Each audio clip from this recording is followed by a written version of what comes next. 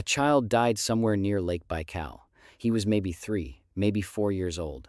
We don't know his name. We don't know what he looked like. What we know is that someone buried him carefully, laid him in the frozen ground with ivory beads and a small carved figurine of a bird in flight. That was 24,000 years ago. And he stayed there, perfectly preserved, until 1920, when Soviet archaeologists pulled him from the permafrost in a place called Malta. For decades, nobody knew quite what to make of him. His grave goods were sophisticated, his culture was clearly advanced, but he was just one piece of a puzzle that nobody had assembled yet. Then, in 2013, a team of geneticists at the University of Copenhagen extracted DNA from his bones and ran it through a sequencer. And what came back on that screen made one of the lead researchers stop, look again, and then look a third time because what he was seeing shouldn't have been there.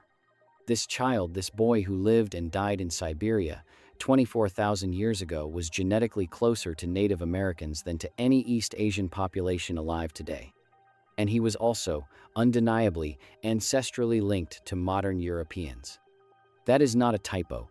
That is not a fringe theory. That is peer-reviewed, replicated science, published in the journal Nature. And it means something enormous. The people we call Native Americans didn't just come from one place.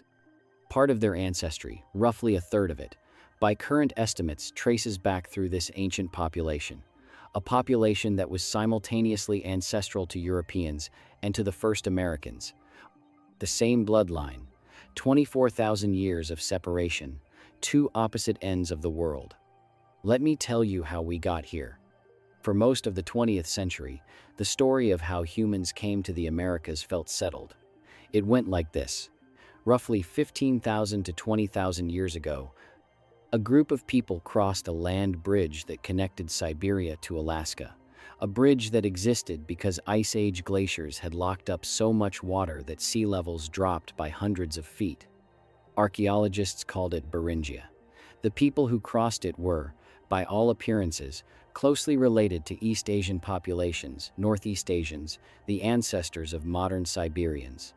They came, they spread south, they became the indigenous peoples of two continents. Clean, linear, done. It was a good story. The archaeological record broadly supported it. The geography made sense, and for a long time, the genetics seemed to confirm it.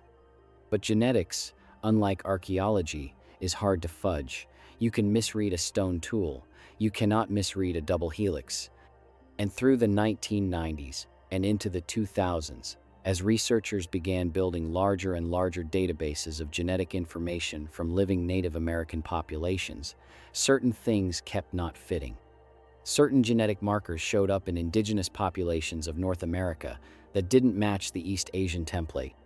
Markers that, when you ran the comparisons, pointed not east, not toward China or Korea or Mongolia, but west, toward Europe, toward populations that had no business being in the genetic ancestry of people whose forebears supposedly crossed a Siberian land bridge.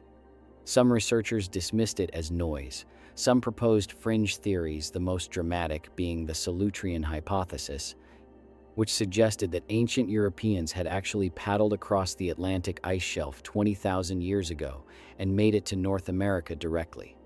It was wild, it was romantic, and it was almost certainly wrong. But the signal wouldn't go away. And that's where the boy from Malta comes in. His official designation in the scientific literature is MA1, which is a fairly undignified label for someone who turns out to be one of the most important individuals in the history of human genetics. The team that analyzed his genome, led by S.K. Willerslev, one of the most respected ancient DNA researchers alive, wasn't just surprised by what they found. They were dealing with something that required them to throw out entire branches of the existing migration model and start over. MA1 belonged to a population that modern science had simply not known existed. Researchers named them the Ancient North Eurasians, ANE for short. This was not a small, isolated splinter group. This was a major, genetically distinct population that had spread across a huge swath of northern Eurasia during the last ice age. And they had left their mark on two very different branches of modern humanity. Western Eurasians, the people who would eventually become Europeans, and the founding populations of the Americas. Think about what that means geographically. During the last glacial maximum, roughly 26,000 to 19,000 years ago, you have this ancient North Eurasian population living somewhere in the vast middle of Eurasia, north-central Siberia, south of the ice sheet, east of the Urals, west of the Pacific coast. Over thousands of years, this population splits and drifts. One branch moves west and eventually contributes ancestry to populations across Europe. Another branch moves east, mixes with East Asian populations already present in Northeast Asia, and together they produce the founding group that crosses Beringia into the Americas. The people who became Native Americans were not just East Asians in transit, they were a mixture. And roughly a third of that mixture was this ancient Eurasian lineage, the same lineage that flowed west toward what would become Europe. When geneticists in 2013 ran the numbers on how much of MA1's genome appeared in modern Native American populations, the figure came out to somewhere between 14 and 38%, depending on which group they were looking at. That's not a trace.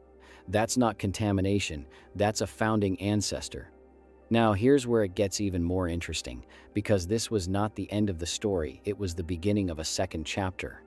Once researchers knew what to look for, they started finding ancient North Eurasian ancestry in unexpected places. In the Yamnaya, the Bronze Age steppe pastoralists who swept west across Europe around 5,000 years ago and profoundly reshaped its genetic landscape, ANE ancestry was clearly present.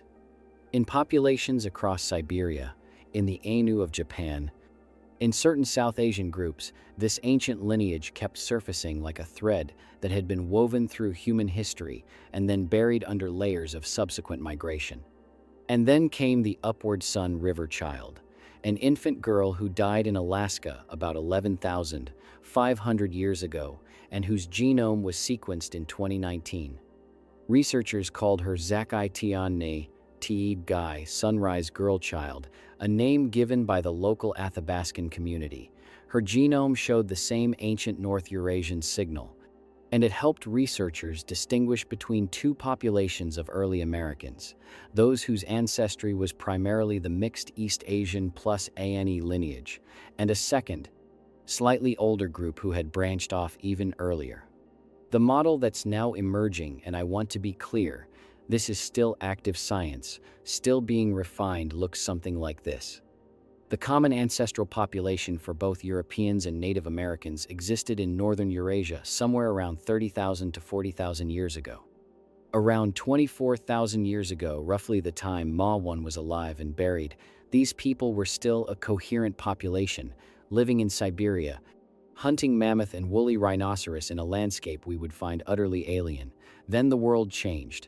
Ice advanced, populations shifted, the ANE people fragmented. Some moved west, and their descendants eventually became part of European ancestry.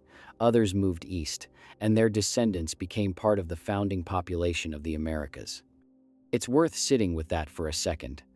The divergence point between ancient Europeans and ancient Native Americans is not Columbus.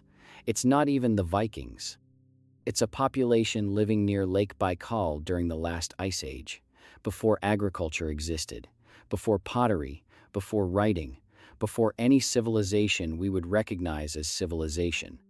And yet the DNA preserved that connection across 24,000 years, across tens of thousands of kilometers, across every cultural difference you could imagine, until a modern sequencer in a Copenhagen lab read it off the bones of a 3-year-old child and showed us what we had forgotten.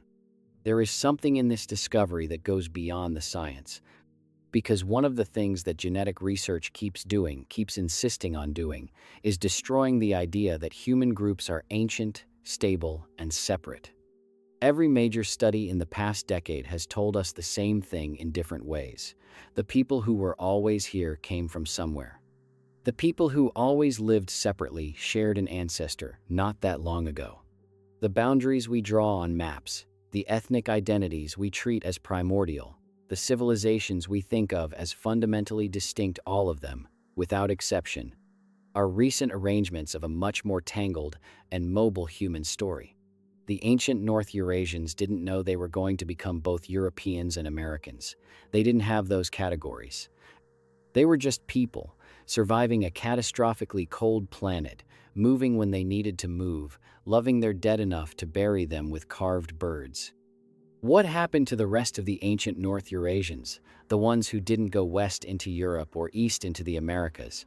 Probably absorbed, mixed into later populations, diluted by subsequent migrations until the lineage became unrecognizable without a genetic test. They don't appear in any historical record. They left no monuments we can identify as theirs. They left no written language, no myth, no memory. Just a genome and a 3-year-old boy who died in Siberia.